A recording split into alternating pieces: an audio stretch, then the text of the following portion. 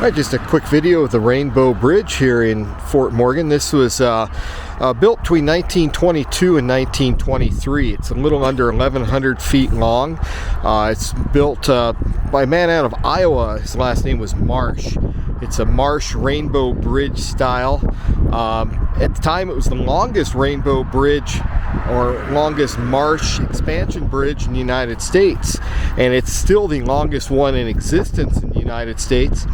It was closed for commercial traffic in the 1980s. As a young driver, I drove over this a couple of times before it was taken out of commission for regular traffic, but people still come down here. It's a popular place to walk, come across this bridge. It's withstood at least 4 different floods. At one point, it was the only bridge across the South Platte River that survived a couple of the different floods. This was remodeled back in 1996 and was rededicated. They put up the old lights. Originally, these types of lights that were up here, now of course they're electric today. They were a gas-fired light back in the 20s. They had taken most of those lights back down, and it's a popular place. Of course, right now we're in springtime. The South Platte River is flowing at a pretty high level for what the Platte normally looks like. Of course, with spring runoffs coming out of the mountains. Of course, right now we're heading north on the Rainbow Bridge and kind of looking towards the west of the South Platte River. The bridge just to the west is the bridge for all the commercial traffic. The only reason they quit using this bridge was because of the width of what the highway department said.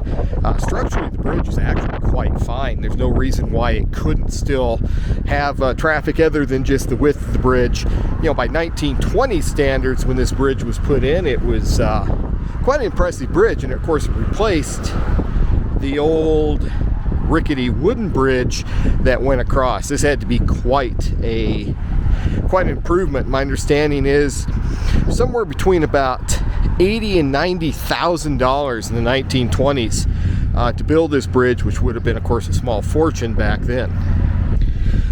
Looking across the South Platte right here by Fort Morgan, you see all these trees. In the 1840s, when John C. Fremont was coming down here, these trees didn't exist along the South Platte Valley. It was not until really, the buffalo and different things like that were no longer part of nature here that these trees existed. So you can imagine how stark this would have looked back in the day.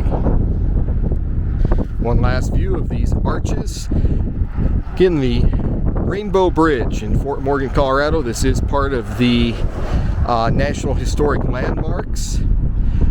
Has that designation. They received that designation back in the 1990s when this bridge was being cosmetically restored. They did a touch-up 2 or 3 years ago, and of course anything of this nature is going to take some maintenance and touch-up. This is definitely one of the unique and beautiful features down by the South Platte River, the nature walk that is down here in the Riverside Park.